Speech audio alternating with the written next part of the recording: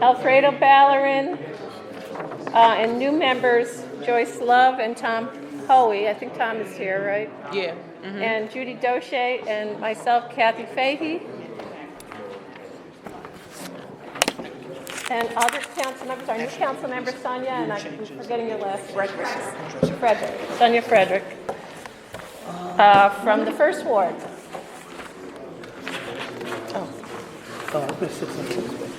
Okay, we are here tonight to discuss Resolution 90, 122-19R, resolution of the Common Council authorizing and directing the City Council to enforce the declaration. If everyone who could please move out into the hallway, thank you.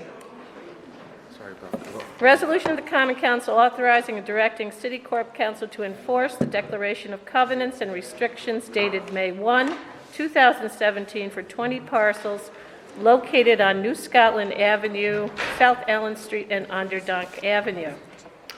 Okay, there is a public comment period tonight, and I'd like to start by inviting individuals who have signed up to come up and speak. This is just kind of a one-way. If you can speak for a couple of minutes on this topic, and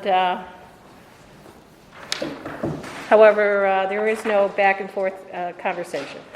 First person signed up is Vincent Rigoso. Vince, welcome. You're welcome to take a seat if you'd like, or stand, whatever you would. Okay. Be quick.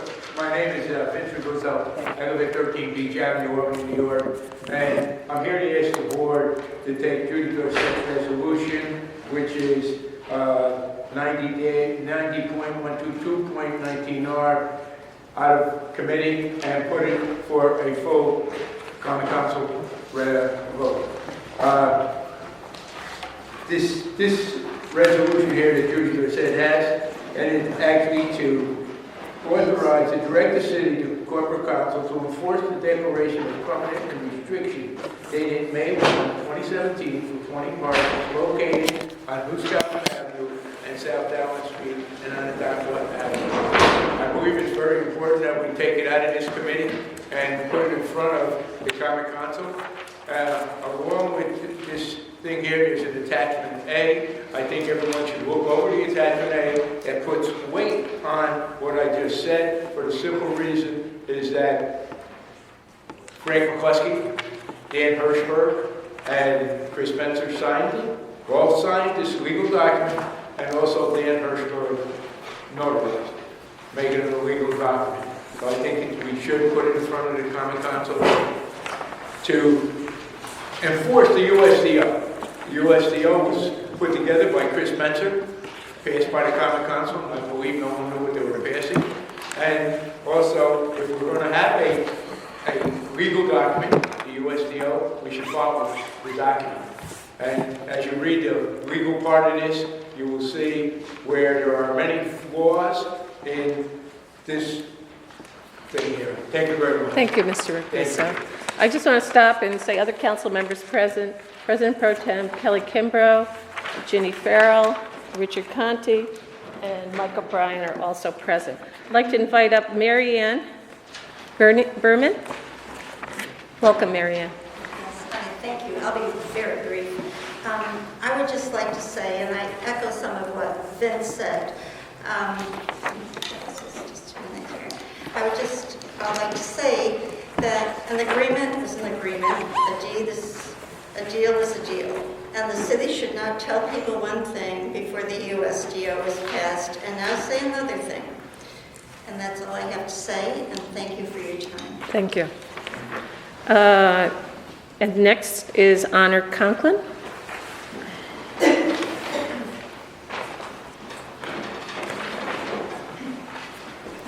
I strongly urge the committee to release the resolution by Judy Doche. I attended the meetings for this project and the previous one by Promontory Capital. I've attended almost every meeting that was relevant. I've done research. I'm sorry. Anyway, we've been lied to outright and by omission by all of the people involved.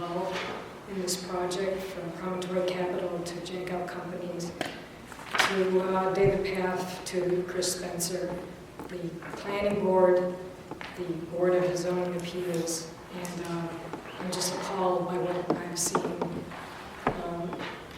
If you don't pass this out of committee into the Common Council and do something about it, you will lose all faith we have in city government. I wrote a statement for all of you. It just gives a brief overview of what has happened. This is a short version of the sewer engineer's report, which Hirschberg and Hirschberg falsified in the identification of the description of the project. This is the second version of the restrictive covenant that they had cut off the parts of 3 buildings and left the 4th one. This is a illustration from their site plan for lots 1, 2, and 3. 2 buildings are on lot 2, and only 1 is allowed. Lot 3 does not stand alone. If it need be, it doesn't pass the fire code because all it has is this one single travel lane around parking lot number 2. It doesn't pass the USDO. It doesn't comply. It's full of lies, and we're just all appalled. Thank you. Next, Pete Sheehan. I'm going to give these documents to Michelle for her to scan in and send to the council. Thank you. Pete Sheehan, at 32 Buckingham Drive. I would just like to, well, first and foremost, echo the comments of Vince and my friends in hoping that you will vote this out of committee so that the full Common Council can consider it and vote on it. And I would just like to highlight a couple of the key sentences and statements in here, because it led up to what was the important part of this process. And prior to passage of the USDO, members of the general public and members of the Common Council objected to the rezoning of the 20 parcels that we're talking about here, based in part on the proposed increased height allowed for buildings. And as a result of that, the USDO, as a number of you participated in it, you're well aware of this, but I think it bears repeating. The height of the building was obviously the issue. And the USDO, as proposed, did not have another appropriate zoning classification that would allow three-story apartment buildings that would be acceptable to residents in the Common Council. So there was an impasse back then, and that, of course, was in 2017. And I think the next 2 key clauses are what's really important here. In an effort to address these concerns, the Commissioner of Planning and Development, Chris Spencer, recommended that FM Promontory Capital execute a restrictive covenant to address the concerns and objections that would also allow the 20 parcels listed to be rezoned to allow only 3.5 stories. That is the issue. And Chris Spencer, who as Commissioner of Planning, participated in it, and he talked to members of the Common Council, he talked to some of our neighbors, he talked to people on West Lawrence Street and in and around the neighborhood. And so pursuant to Mr. Spencer's recommendations, FM Promontory Capital executed and filed the Declaration of Covenants and Restrictions that you have a copy of in your information now. And one last thing from this is whereas this declaration is and shall be deemed a covenant that shall run with the land and shall be binding upon all future owners of the 20 parcels and shall provide that the owner, his successors, and assigns consent to enforcement by the city of Albany. So, and this is just not a paper game, this whole thing. I mean, there are people who made decisions to live in this neighborhood, and if you're thinking about living near New Scotland Avenue, near this project, at that time, you're going to look at it, and your real estate broker and your attorney, if they're doing their due diligence like they typically do, are going to know about this restrictive covenant and say, well, yeah, they've been talking about 5-story buildings, but this restrictive covenant basically has you covered. And so it was based on that people very likely made decisions to move there. Like the Cruz family, like other families, on West Lawrence and other streets. And so this is just like, I just want to repeat, this is not a paper game. This thing has real consequences for people. It had consequences back then, it does now, and because it's so important, I don't think the planning board should be able, and the planning department should be able just to paper this over and put this restrictive covenant in place, and then 2 years later say, oh no, so we didn't mean that. It's like, wait a second, there are people who made financial decisions. Buying a house is a big decision, and so they shouldn't be allowed to just undo that. That is morally wrong. I'm not an attorney, so I don't know about the legalistics of it, but I mean, by God, I think if the city, if this person just made this covenant just by himself, like it's being proposed, then maybe. But with the help of the city, with the cooperation and coordination of Commissioner of Planning, that seems like that it should be a pretty solid, long-standing document.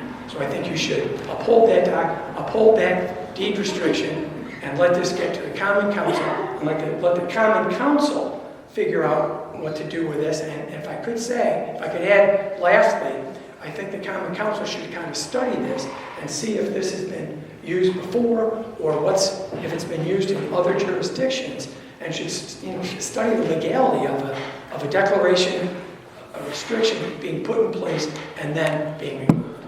Okay, thank you for your time. Thank you very much. Can I just add one thing? Margie, I just add one sure, thing. go ahead. Dan Hirschberg in the Council presentation said the neighbors in that community that there could be a restrictive covenant to protect them. He's the one who is behind this. All right, thank you. Margie? Sheehan? Hello. I would like to also respectfully ask this committee to allow Resolution 91-22-19R to come out of this committee and to be placed in front of the entire Common Council to be voted on. As other people have said, this is an extremely important issue to the neighbors and citizens that live around that area. And as the Common Council is the body that represents those citizens, I think that the entire council should be allowed to talk about this issue and vote on it. It's a really important issue. And as Honor was just saying, I was at that meeting about a month ago down on Crumkill Avenue. Dan Hirschberg had another meeting with the residents to talk about another apartment building that's proposed down there. And he stood up and said somebody was upset about the height issues, and he said, oh, we'll put a restrictive covenant on that so there won't be a problem. And everybody just, people just laughed at it because they know that it's not true. And if the city doesn't understand the importance of this, their own planning commissioner was involved with regard to placing that restrictive covenant there because of the fact that there were concerns and issues. And as my husband, Pete Sheehan, was just saying, if the city can then, or whoever, just say, well, it doesn't matter anymore now, we got what we wanted. It may not be a legal issue, but I think there's really a moral issue there. And I do believe that the entire Common Council should be talking about this and voting on it as our representatives. So, thank you. Thank you. And now I have Jean Solon.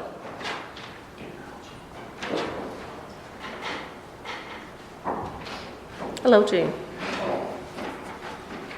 My name is Gene Solon. I live at 16 Prospect Terrace in the wonderful city of Albany. I recommend, as some of the other speakers have said, that this committee vote to take this measure out of your committee and put it before the whole Common Council membership at one of the upcoming Common Council meetings. It's obviously an issue of concern, and to the immediate neighbors and also people who live even several blocks, but many blocks. The issue of tall buildings in residential neighborhoods that are mainly 1- and 2-story buildings it raises concern, and it's a bad design. It's a bad building practice. Okay? And so I would hope that you, as the committee members of the planning committee, would pass on this tonight and move it along to the whole body of the Common Council, and the final decision will be made there. Thank you. Thank you. And then last, I have Maura McNulty. My name is Maura McNulty. I live at 108 Claremont Street, and I am here to ask you to vote Resolution 19.122.19R out of committee for all the reasons that people previously cited. Thank you. Thank you. Okay, and let's start, Judy, with Amy. Why don't you come on up, Amy Levine from Corporation Counsel's office. And Amy works very closely with the planning department. And then Judy, if you could talk about why you brought this resolution forth. All right. So I was reading the newspaper today, and on the op-ed, an op-ed piece said, quoted a Frost poem, Robert Frost poem, saying, "But I have promises to keep and miles to go before I sleep."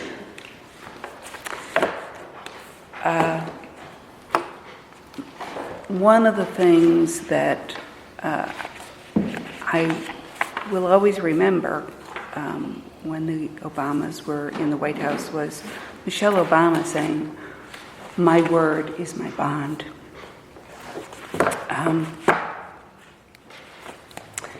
And I have promises to keep. So 2.5 years ago, when we were presented, almost 3 years ago, when we were presented with the USDO, there were a number of concerns that were raised in various neighborhoods. And a lot of those concerns were addressed. Most of you probably participated in some meetings with Chris Spencer and other people with regard to various issues and the appropriate zoning for this parcel or that parcel, et cetera, and maybe some changes to the USDO that were needed. And I think overall, one of the concerns and one of the things I ran on is we're here, we need to protect and preserve our neighborhoods. That's where people live. And there's a real important quality of life that we need to be looking at and making sure that we protect and preserve. And so, people buy into, people invest in their homes, they live in apartments, they decide to live a certain place, and it has a lot to do with the size of the buildings, the style of the buildings, the walkability, the businesses in the area, etc. When I heard about people having concerns about different things, one of them was about the fact that these particular parcels were slated to be zoned RM, which would allow 4-story buildings, and MUNC, which would allow 3.5-story buildings, potentially 4.5-story buildings with the incentives that were available. And people were raising concerns. They had bought their homes. RM, under the new zoning code, allows you to build a 4-story building right on your property line. There are no setbacks. And so people were very concerned about that occurring in their backyard. These particular lots, the majority of them that are now zoned RM, previously we had a sequence of residential multifamily, and these were zoned R3A, which would have allowed single family, two family that would be 2.5 stories tall, and garden apartments at 2.5 stories tall. and then some other, churches and that kind of thing. That's what was allowed. And when people bought into this neighborhood and had their properties adjoining this, that's what they're anticipating is that's what could be built right behind my house. And there were also some certain setbacks. Well, for some reason, when the USDO came out and it was delivered to us in February, we were expected to adopt it almost instantaneously. It did not have anything that was in that kind of category. Instead, it went from 2-family, which would allow 2.5-story buildings, to RM. The other possibilities are residential village and townhouse. Those were sort of other kinds of apartment buildings that could be built. And then there were larger ones beyond that in different other areas. But so there was a gap, and we realized this as people were talking to us. There was one resident in particular, West Lawrence. I was at a gathering of a variety of people, and Chris Spencer, he was talking to me, and Chris Spencer came over and said, essentially, well, we think we can resolve that concern by having them file a restrictive covenant. And I was a little skeptical, but then that's what was done. And Seth Rosenblum, who was part of that conversation, said, well, if it essentially restricts it to 3 stories in the RM area and restricts it to the MUNC, then I wouldn't have a problem with it. So these people were lobbying members of the Common Council as other, in your neighborhood, people were lobbying, and, throughout the city, people were lobbying their representatives to say, I'm not quite comfortable with this. I don't think that this is appropriate. And I think there was general agreement that RM, without any restrictions, was excessive for that particular location. So again, and I had a conversation with Greg Glass where I said, maybe we should be adding another area. And he's like, well, then we have to go into each one of the different provisions of the USDO, the different chapters, and create that new, for an R3 kind of thing. And that will really tie us up. And we know what the message was at that time with regard to we don't want to tie things up. So this restrictive covenant was filed on May 1st, and the ordinance was passed on May 15th, just 2 weeks later. And there's a couple key points that I want to point out to people. It says, and in addition to keeping the height of the buildings for these particular lots that are identified in this restrictive covenant to 3 stories and 3.5 stories, it also talks about the minimum offset on the north or easterly boundaries shall be 15 feet if it's more than 2 stories tall.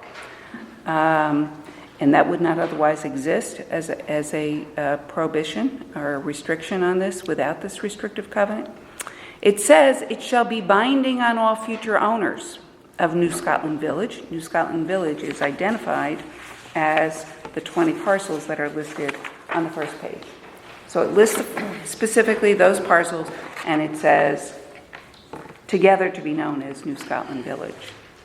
So it shall be binding on all future owners of New Scotland Village, and shall provide that the owners and its successors and assigns consent to enforcement by the City of Albany. It required that this shall be filed in the clerk's office, and that any deed of conveyance of the property or any portion thereof shall recite that said conveyance is subject to this declaration of covenants and restrictions. It also said this declaration shall only be applicable only if ordinance number 26.31.17 is adopted to rezone the area of New Scotland Village into 2 areas which are to be mixed use, MUNC and RM. And then it also says that this shall expire 75 years after the adoption of ordinance 21.31.17. So it's clear that this was contingent upon, if basically saying, it's a quid pro quo, saying if you pass this zoning for this, then I am willing to abide by these terms of restrictive covenants. What was discussed and what the concern was is that indeed we might zone it as something else, such as R2. And I don't know what else, might have been appropriate, but that was one of the things that was thrown out when I had discussions about it.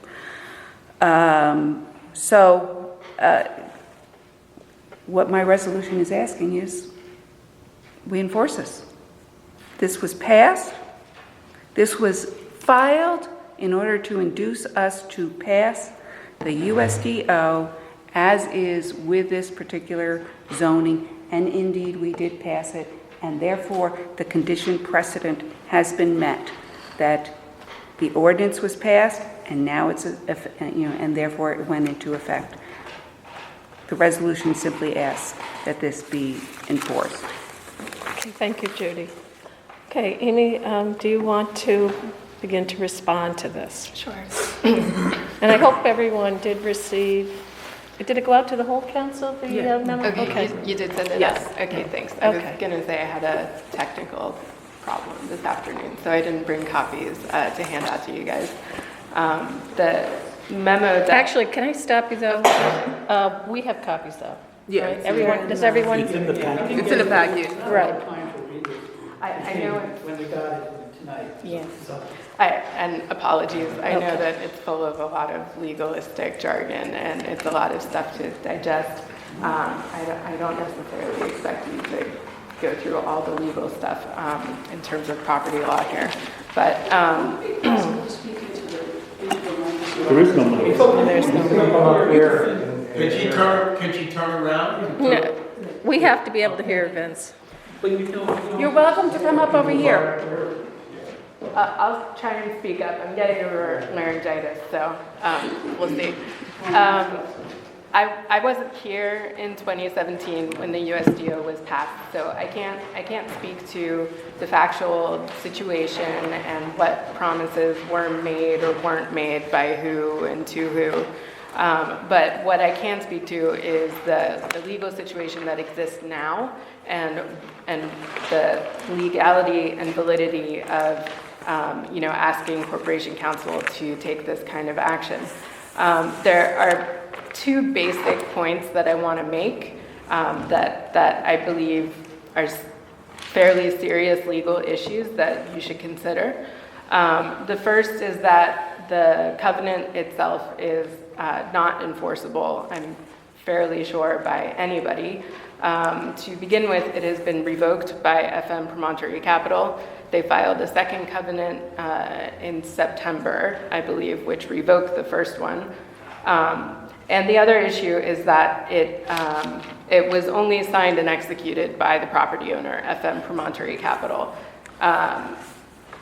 A covenant is somewhat like a contract, and in the law, there's a very basic requirement for any contract to be valid, which is that there have to be two parties. There has to be an offer and an acceptance.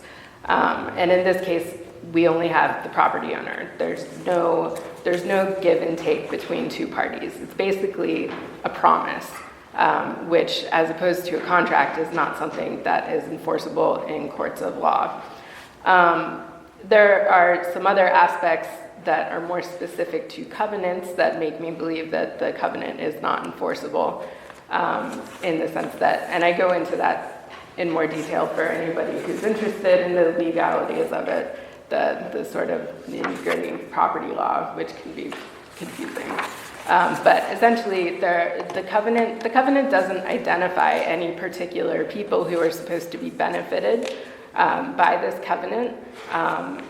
And that's one of the things that is required for a covenant to be valid and enforceable at law. The second point that I want to bring up is that covenants are by their nature, they are private contractual arrangements between private parties. And when you start to have the city come in and say, you know, we're gonna start enforcing other people's private property restrictions that they've negotiated with each other, there's an issue there which can, in some cases, lead to what's called contract zoning.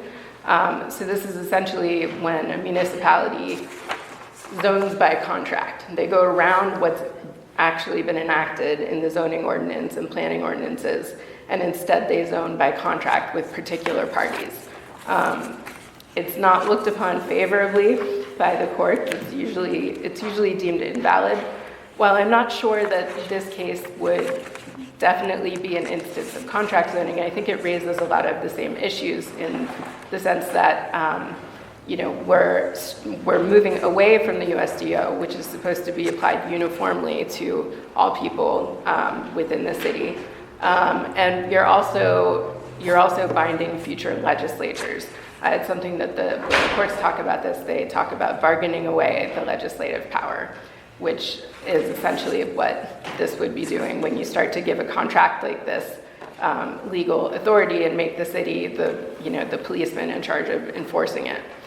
I will just point out that while the city is mentioned in the document, the city did not sign it. As far as I can tell, nobody in the Corporation Counsel's office ever looked at this or ever gave approval to this. I don't know that for sure because, you know, some of the people back then are not here now. But to the extent that the city is mentioned in the document, I don't think that's particularly relevant in terms of the legality of the city actually stepping in and being the enforcer. Okay, so we'll start with questions first from committee members. Certainly. Tom? Sure. I'm actually I have questions. Let's just talk about this covenant was passed before the USDO was. It was executed. Executed before the USDO. And previous to the RM, the RM zoning should have been R3A. So doesn't if that covenant was signed or executed during that point, before the USDO came in and would allow a higher building, wouldn't the court look at that and say, you know, this was passed when it was still zoned R3A? If the city had actually been a signatory to the restrictive covenant, it would be a much different story. Okay, but you did have the departments involved. You had Chris Spencer and Black, and we do have somebody who's there, a witness to that. Doesn't that count for anything in a court of law? Yes, there is a theory called municipal estoppel, when you can essentially say, this government official made a promise to me and I relied upon it. Hence, you should make them, you know, go forward with it. To have a case for municipal estoppel, however, the reliance on the government official's word has to be reasonable, for one thing, and then there also has to be proof of reliance.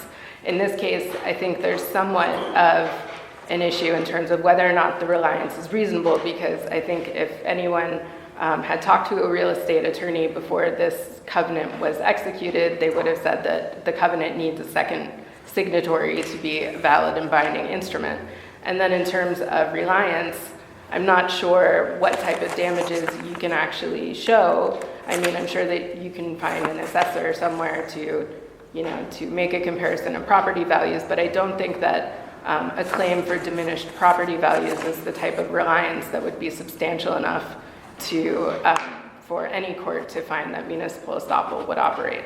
And one of the people who testified, and I was at that meeting up on Crumpkill where they're trying to put up a multi-story, like a 5-story building, and Dan Hirschberg did say, we'll give you a covenant. So Dan Hirschberg is one of the biggest firms in the city. He is. He's not an attorney, He is the guy. Well, and that's, but this goes back to, though, if the city department head made this promise, wasn't it up to him? I know now that you go to, like, you're involved with the planning department on the legal side.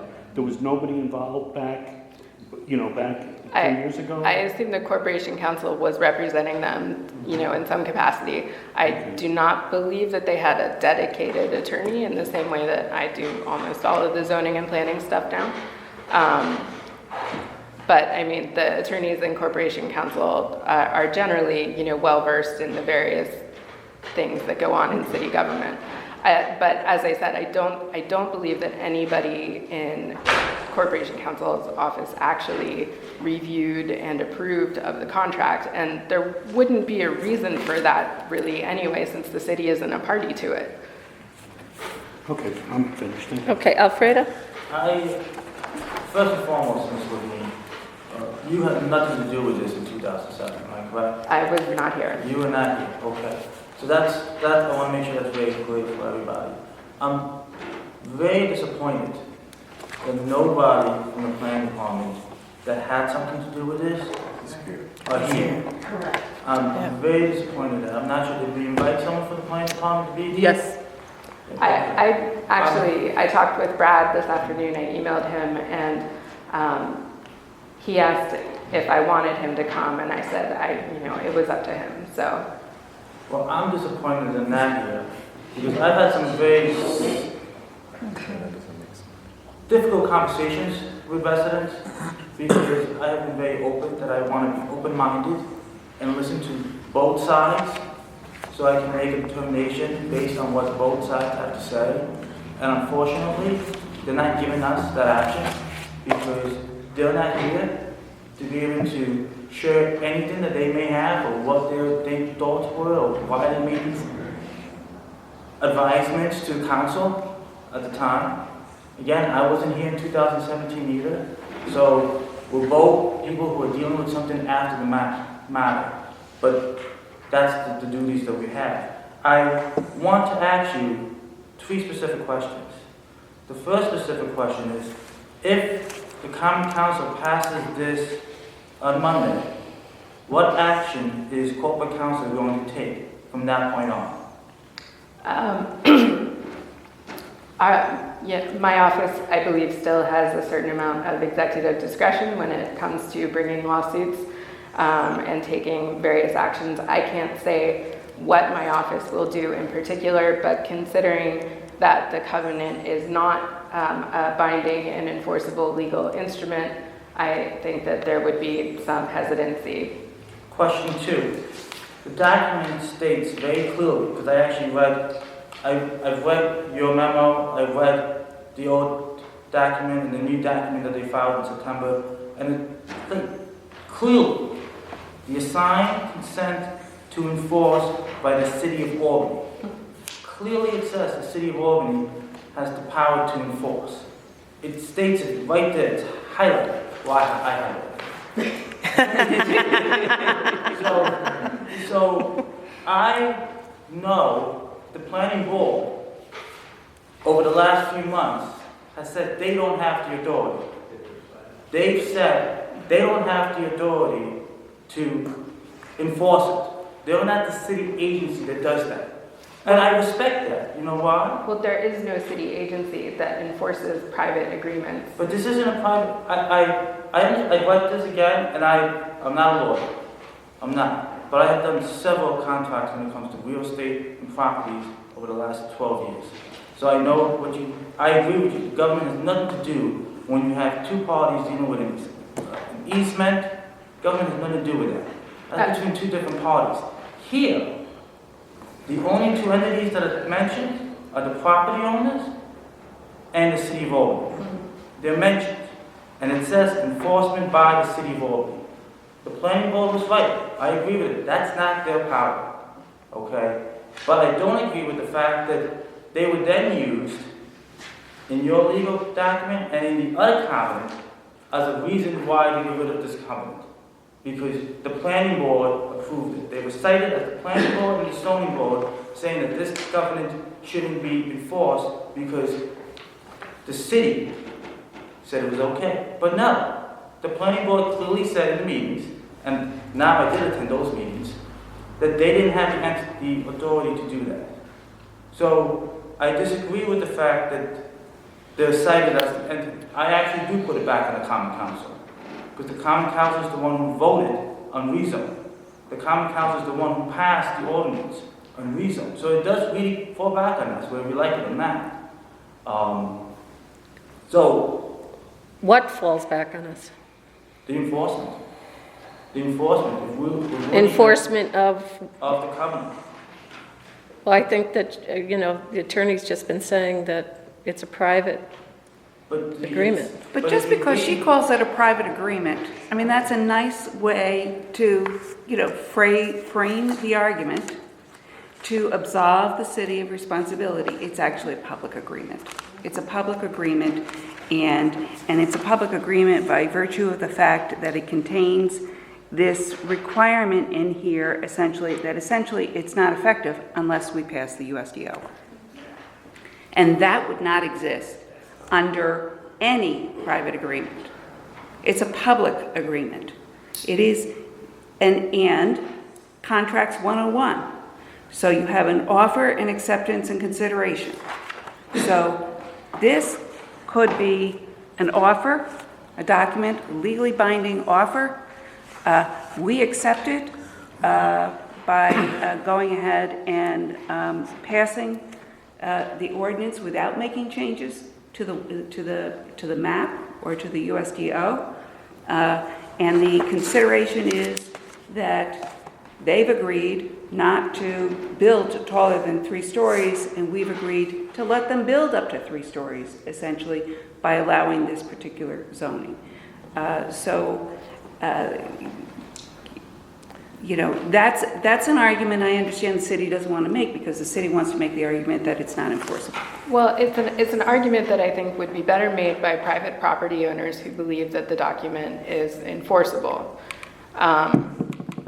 It's also an argument that, I've heard anecdotes of what happened back in 2017. I've talked to various people who were there, but there's no legal evidence that would say that there was, this type of official negotiation. My second question is, when the council was advised, who was the council that was counseling the council and the planning department? And should we hold them accountable? Because if you're saying this is not a legal document, then what legal representation did they have? And who was telling the council that this was going to be legal? And still telling residents in other areas it's going to be legal. At the time, and I don't know if he was, Dave Gonzalez was involved in drafting the wraparound to the USDO ordinance that was put together by the consultants. But I'm not sure that my office would have even seen this document or had any involvement whatsoever in drafting it, because the city is not a signatory. But who was working from Well, your office? but I did ask Chris, A, if it was filed, and B, if legal had looked at it. Now, I can't, he said, yes, it was filed, and that there was language put in it that says that the city has the ability to enforce it. So that language, my recollection is that language, the first time I saw the draft of this, that language was not in there. So how did that all of a sudden wind up in there if there wasn't some negotiation?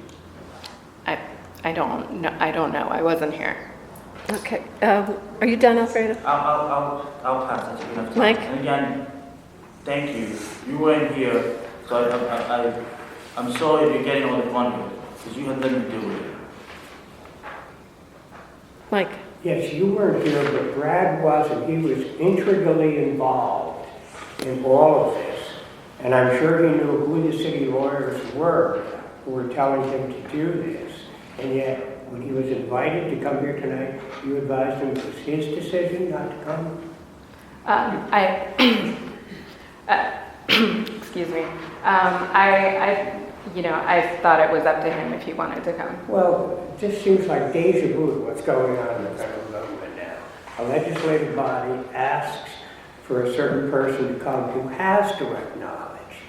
Because we don't want to just hear, well, I wasn't here in 2017. Because I believe what these people are saying happened really did happen. And I don't hear anybody from Corporation Council saying, what they're telling you is not true. Chris Spencer didn't get up in these public meetings and suggest this as a solution. And the city of Albany wasn't recited without the knowledge of the city of Albany attorney. I would think that, first of all, Brad and Chris, or whomever we invited from planning, should be here because they have direct knowledge. And I would think, does municipal estoppel not apply if a particular lawyer's signature is not on it? I mean, doesn't it bind the head of the planning? Wouldn't the head of the planning department making this offer, advocating this very restrictive covenant, wouldn't that have some sort of an estoppel effect? He's got all the power, at least as far as most people think, he's got the planning power for the city of Albany, and the mayor never contradicted him. Whether it was Dave Gonzalez or Marissa, I never heard them come in and contradict him, and they must have known about it, and that's easy to find out. So I'm just disappointed. I'm as disappointed as Alfredo is in the fact that it seems to be an obfuscation. To the point that nobody from planning is here, I will say that when I talked to Brad earlier, I said, I told him that this meeting is really about what you guys are asking my office to do. And to that extent, I do think that it was not as important for him to be here. And while I do understand that there are a lot of questions and concerns about the process in 2017 that I can't speak to, what I can speak to is the legal situation that exists now and the authority and legality of my office going forward with this type of action, which is what I believe I have been speaking to you about. And that's the same regardless of what happened, when this process was ongoing. But it seems to me, having been in law school many years ago and taken a few property courses, that estoppel, that whole doctrine of estoppel was invented and precisely to prevent a situation being perhaps deliberately muddy. And then, well, here is the way it is today, and that's the way it is. Well, but on the other hand... I'm not finished. So it seems to me that, this is the way we would interpret it today. It is not necessarily, I don't think you can just come in and apply this and call everybody a stranger to the deed because we don't have a corporation council signature. It just seems to me that invites estoppel, because the whole thing seems to me, when you're looking at whether estoppel should apply, you're going to look at the real history, bring people in who know it, and not just say, well, I wasn't here then, so I can't speak to it.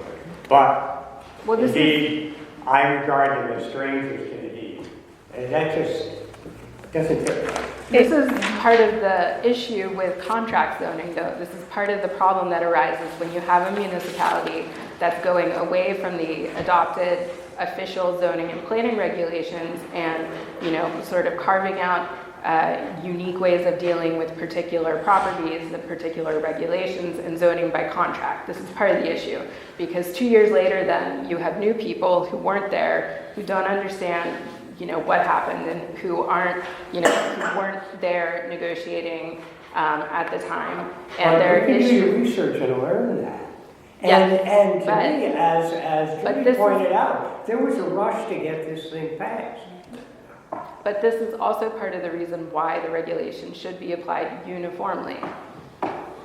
But if this contract wasn't put in place, the regulation that existed at the time this contract was put in place would have not allowed for the development that's being moved forward, or any development that's being moved forward, or many of the developments, many of the developments that move forward would not have been able to move forward with the old zoning. For that development to be moved forward, new zoning had to go in place. And without this contract, this body may, without this covenant, this body may have not voted for that new zoning. So that's why you have frustration from council members that were here in the past that, believe that they were being advised properly by the planning department. So, I'm sorry. Joyce. I want to hear from you, Richard. Oh, you're a member. I'm learning all this. Okay. I'm hearing it. Okay. I just want to hear. We'll go to other council members then. Rich? Sure, a couple questions. The covenant was made with FM Promontory, whatever, at the time. They're no longer the current owners? They are. They are not? Mhm. No, they are still. Oh, they are still? They still Okay. are. All right, so I thought you heard earlier, I thought you said something about the current owner had revoked. FM Promontory Capital filed a second covenant in 2019 in September that revokes the first one. They cited zoning and planning. And what was that? They cited zoning and planning. Why would you cite zoning and planning? So Nothing to do with it. they cited, that was after the planning board had taken action on the application, so after the planning board had approved the project Yes. that was contrary to the covenant, they then filed to revoke the covenant. Yes. Putting aside enforceability, et cetera, and would the planning board, when they consider this project, be able to use the terms of that covenant as a consideration and place a condition on the project that it comply with this covenant? The Court of Appeals has said pretty clearly that when local governments are applying their land use regulations, they need to apply the land use regulations rather than any restrictive covenant that may exist on the property. So the zoning is what, the planning board was supposed to follow.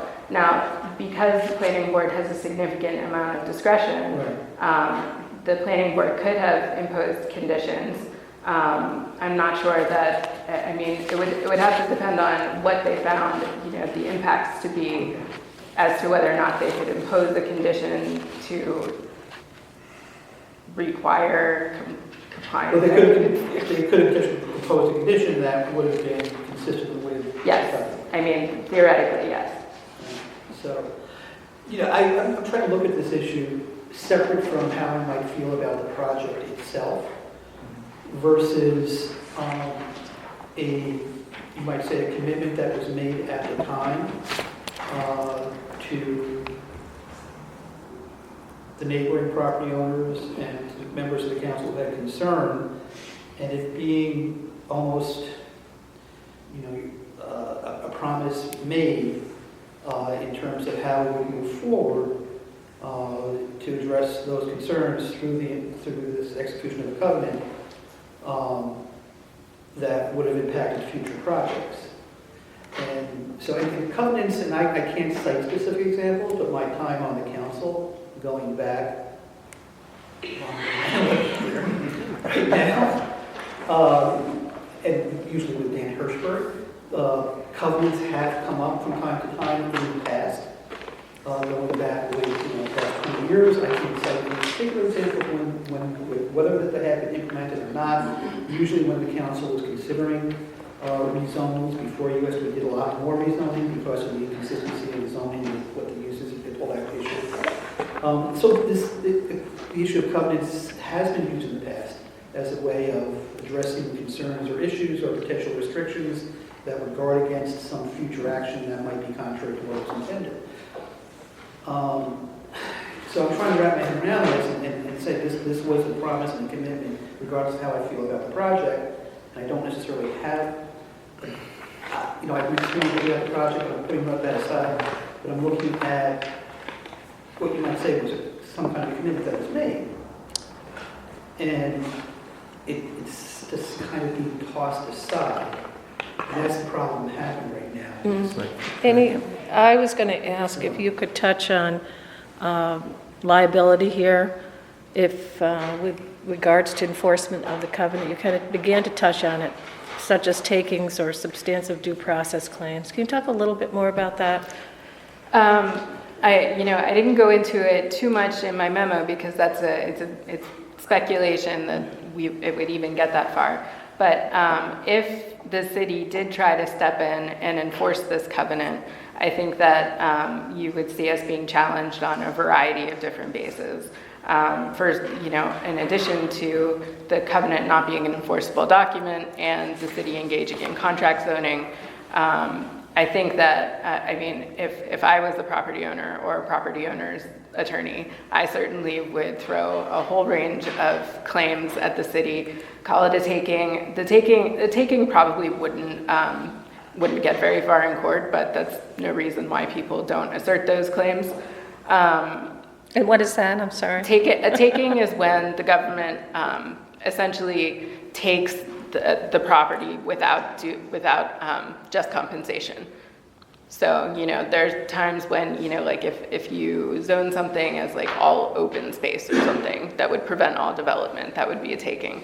But they're very common claims. They get brought up in court constantly when people believe that the value of their property has diminished. It has, in most cases, as long as there's some reasonable use of the property left, the courts will say it's not a taking. But a substantive due process claim or a procedural due process claim would probably fare a lot better in court. These two claims are essentially saying that the city's actions in enforcing the covenant would be unreasonable, and that the process would not be fair to the developer.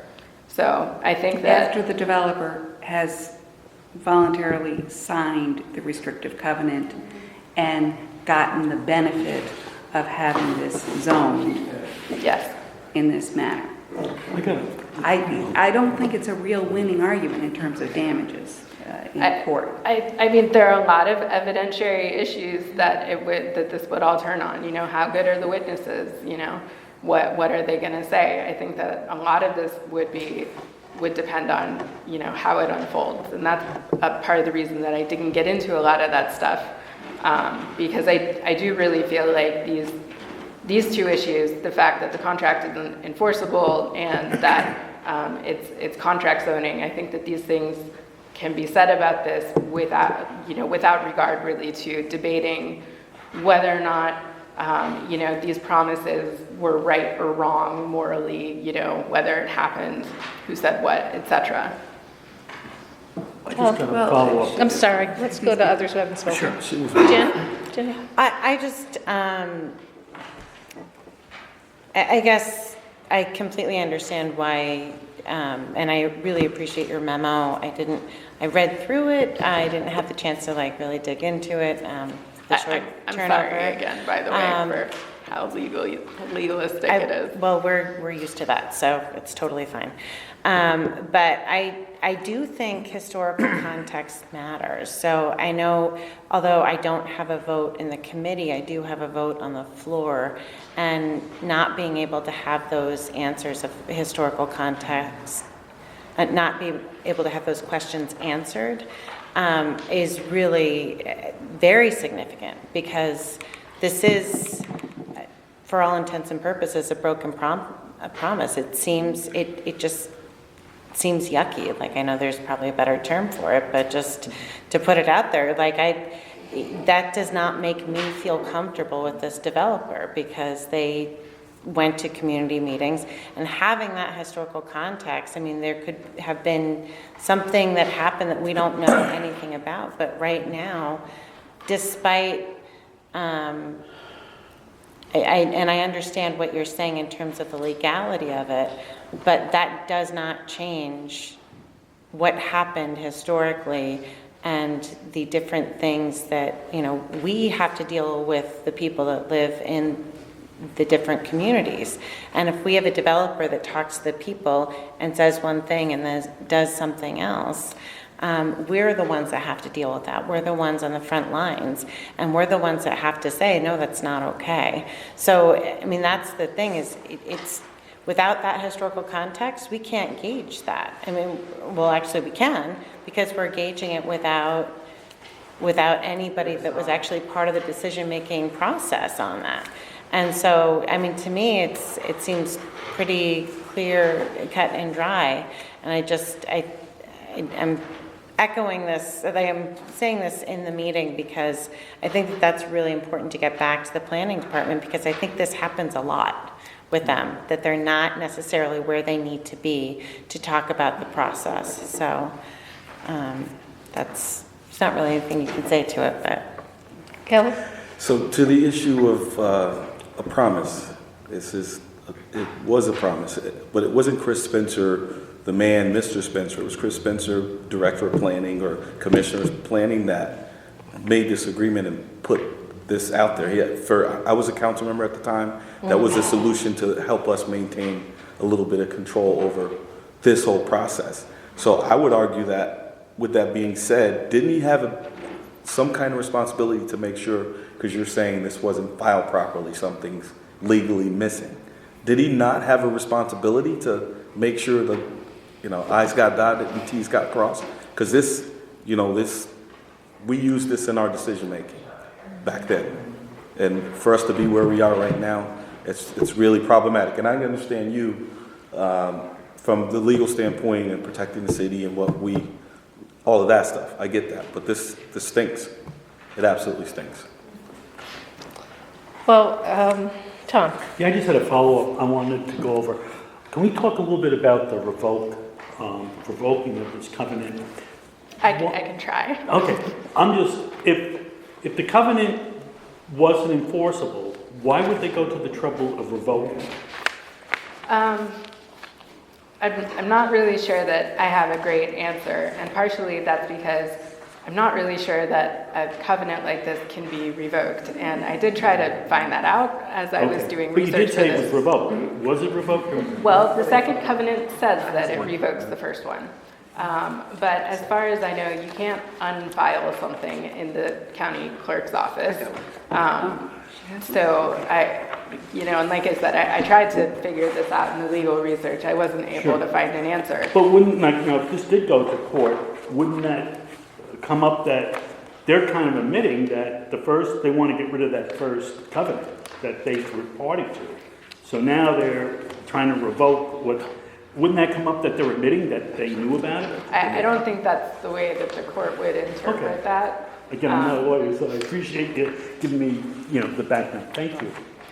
It is very confusing, legalistic type stuff. I do understand that. So, if any of you have questions and want to, want to know more of the property law stuff, feel free to give me a call or stop by my office. Anyone has any other questions? Okay, so I'm going to ask my third question. And I, in the revocation, they mentioned the zoning board and the planning board. So they mentioned what other entities that I agree with those entities don't, and would never have the authority to revoke this. Their actions as a way of justifying the revoking this. Again, I agree with those entities, because those entities at those meetings said they didn't have the authority to revoke it, and I agree that they don't have the authority to revoke it. But I do believe that our council has the responsibility to act if the common council as a whole asks for them to enforce something. So my question is, if the common council passes this on Monday, and your office refuses to act on it, what recourse does the common council have from that point on? That is not something that I have researched in enough detail to answer your question. I will say, however, first question for our research council.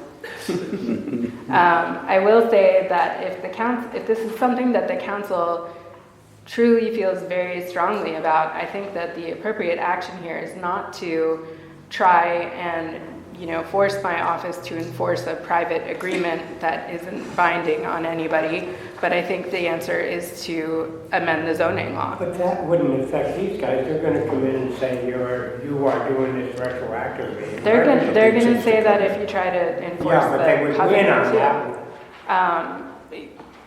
You can impose a regulation retroactively. Sure, and that's what you're asking us to consider as an alternative, and I think that's nonsense. We could do both, couldn't we? We can, yeah. But doesn't this also speak to, the fact that if the council had truly imposed these restrictions in 2017, we wouldn't be talking about having No, to and take this is why we retroactive. shouldn't have Brad, we shouldn't tell them to come. Wait, I'm sorry, what, Mike? There's two people talking, hold on. Pass that based on assurances that were given to us. That's the way a Well- legislative body works, in good faith. It seems like there's two separate yet intertwined things here. I mean, we have what happened in the past, and that piece is missing here at this table, really, because we really need to hear from Chris Spencer to get some of the background. But, we also have to deal with what, the legality is at the present, too. So I don't know how we could move forward. I make a motion that we do move forward. Well, with hold on a positive second. recommendation. First of all, I'm not done. Okay. I don't know how we can move forward to a vote on Monday night, and I don't know the urgency of it, Judy. I know you're concerned about the tax credits.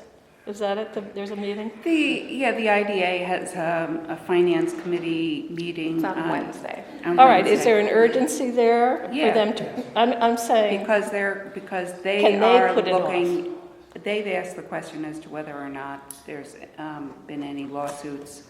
They're asking questions about the legality of this. okay, so if they know that there's concerns by the council, we're trying to gather information, we need an additional meeting so we can get some of this background information that people seem very, very interested in getting. I mean, I don't know that we should go forward on a vote until, we have that fuller discussion. Wait just a moment. I would like an opportunity to talk about what I distributed here.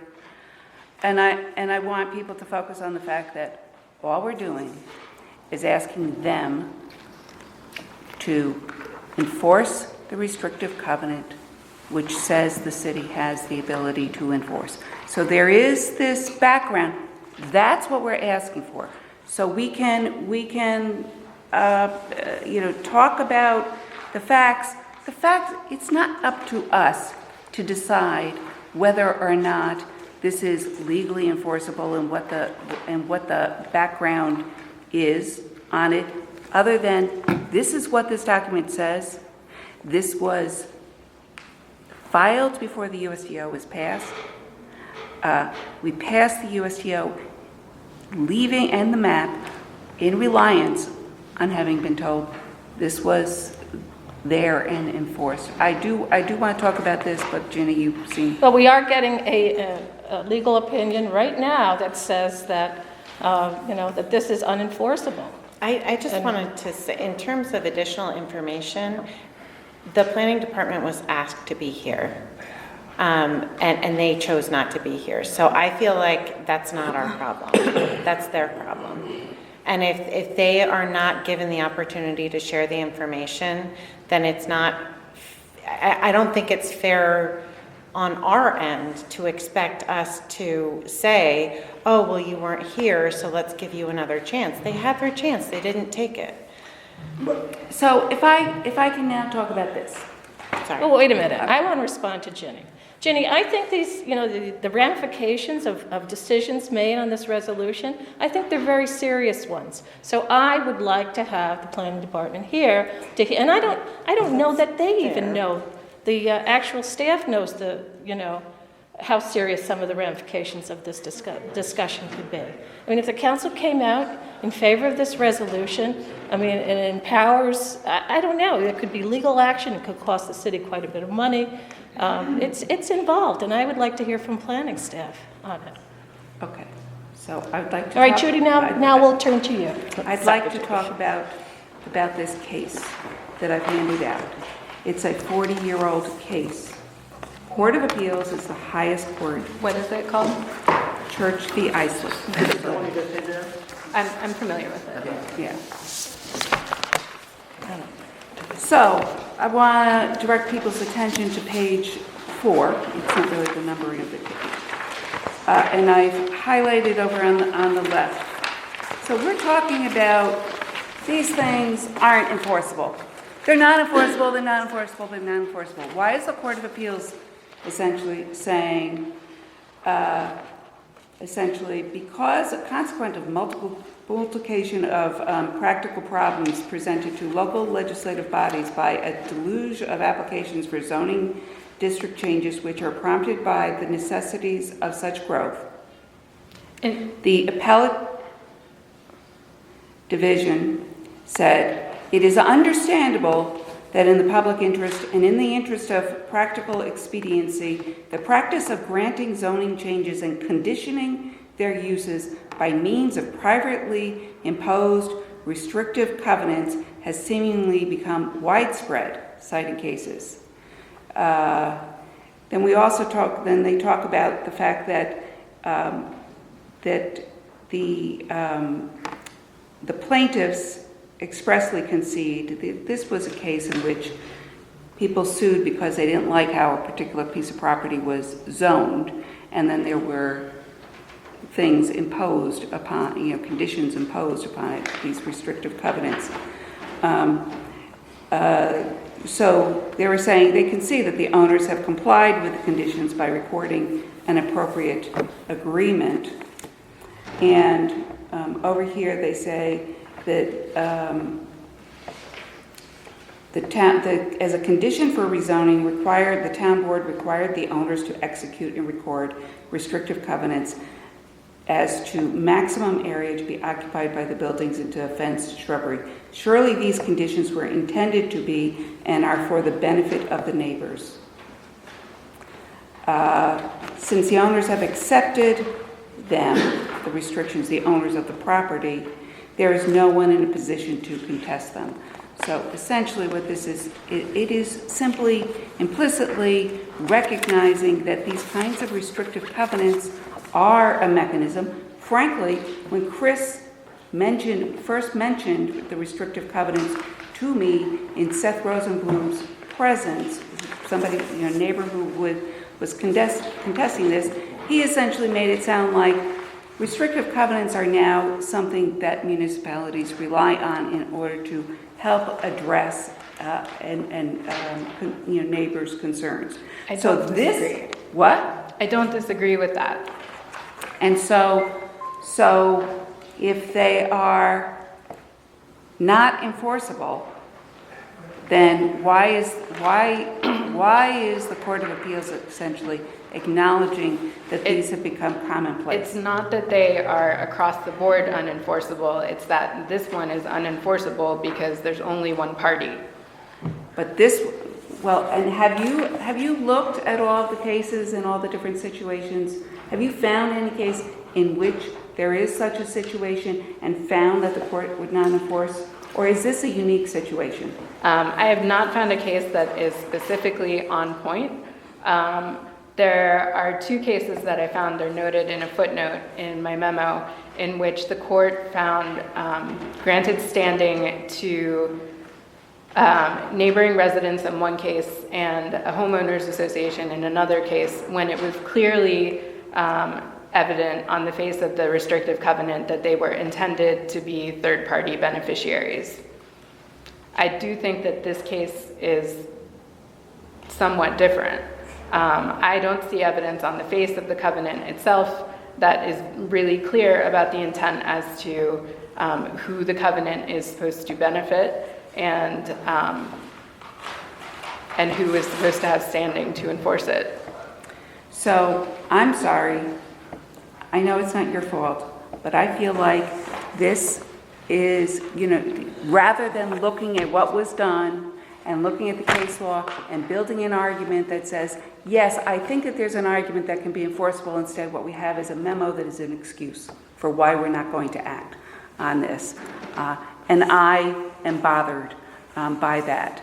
And I don't think that we need anything more than this recognition that restrictive covenants are generally enforceable, and the fact that the city explicitly has the authority to enforce it, in the terms of this particular restrictive covenant. This is a promise that was made, and it's a promise we should keep. And that's how I started out talking about today, having read the newspaper. So I would like to hear a motion on this. Well, I'd like to make a motion. I'd like everyone to keep in mind that this, when the council is putting forth a resolution like this, and if a resolution like this passes, you're negating a lot of the efforts and work that the city has put forth in terms of the planning board, the Board of Zoning Appeals, the work by our staff here in the planning department. There's a lot of effort and thought that's gone into every decision here, and I think that there should be a fuller discussion of this and the concerns raised before we put it to a vote. That's how I feel. I'd like to make a motion. Can I just make one statement? I agree. I wish we had that. We still can. I think we should have had this conversation before the zoning board and before the planning board, because I actually think we may have a stronger case now, because we waited so long, and they're citing the fact that the zoning board and the planning board already approved the removal of this restriction. I actually think we waited too long to act. And I think, I think they should have been here. And I wish they were here. I had tough conversations with people as recently as yesterday, telling them that I was going to be open-minded and listen to both sides, because I've only had one side. I wanted to hear for both sides how, this contract, because it's not just a promise. The promise, the old days where you could, your promise was a bond and a handshake, and those are gone. We all know that. This was a contract. So why would we going to go against the contract? And I wanted to hear that from the other side that told us this was the way to go. We still have an opportunity to do that, Alfredo. This does not have to be put to the council Monday night. I think I'd like to make a opportunity motion. without vote. I think we should put it right. Joyce, go ahead. I'm sorry. No, I agree with what Alfredo just stated. I mean, they had the opportunity, and I hear you. I hear you, Councilmember, that we should give planning an opportunity. But I go back to what Alfredo just said. They had the opportunity. And they blew it. And I'm not saying that. I just think that right now I'm frustrated because from when you first, what's your name again? Amy. When you first came in and you said that you asked Brad to come with you, and you gave him a choice. That wasn't a choice. That wasn't a choice. That was a do or die, and he should have been here. That wasn't a choice for him. We stay up late just to be down here, so the people can come in and discuss the issues like this. I mean, this ain't easy for us. I think that he should have been here, but my opinion, after listening to what everybody was saying, I think this should come out of committee in a favorable recommendation. So that's up to. We'll take a vote. Tom, go ahead. Well, is that a motion then, or I'd like to make a motion and speak to it. I'd like to make a motion that we take it out of committee with a positive recommendation, and I'd like a second so I can speak to it. I'll second. Okay. One other thing, the planning department isn't here, but we have the public here, and that's who we represent. I have not heard one person come up in favor of, that we should, let this project move forward and ignore that restrictive covenant. Not one person came up and talked. So I feel my conscience is good. And what they do, the planning department can talk to the general counsel, to the whole council, and then, get the word out. But I think it sends a message that this committee, we were here, we're listening, and we feel that this isn't right. I mean, and that's where I'm at. Okay, further discussion? I've already said my piece. I just Alfredo? want to make it very clear, for me, this is not about development. This is not about this project. This is not about another project.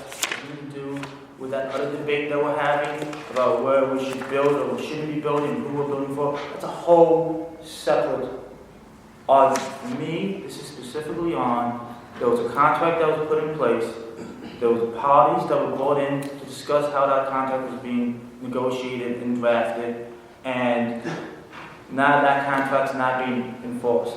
And based on what I'm hearing today and what I'm looking at, that contract should be enforced. So it has nothing to do with development.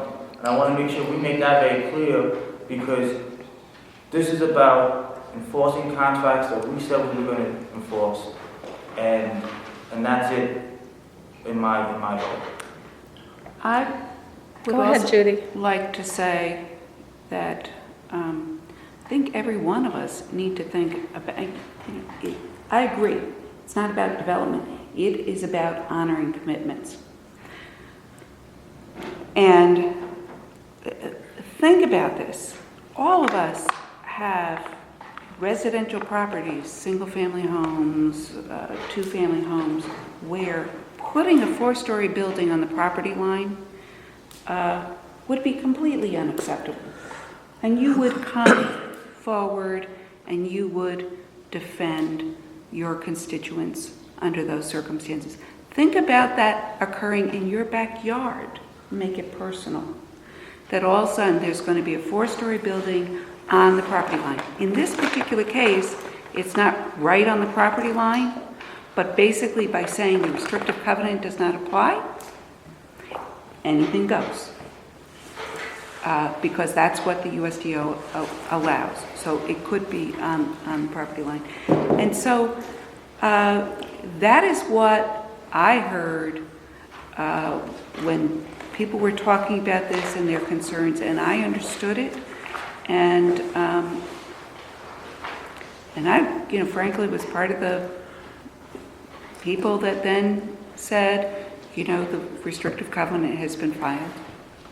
And people backed off their opposition in reliance on that. And we shouldn't be here. We shouldn't be here having this discussion. The developer should have never put forth a project. That was a commitment made by the property owner, who then proceeded to look only at lining his own pockets. So that's why I'm putting forth this, and I would appreciate everybody's support. Anybody else? Okay, let's take a vote. All in favor? All in favor? Aye. Aye. And I'm going to vote against. I think it's, too soon for this. All right, moving forward, the resolution with a positive recommendation. Thank you, everyone, for being here tonight. Thank you. Thank you, Karen. We adjourn. Meeting adjourned. Thank you.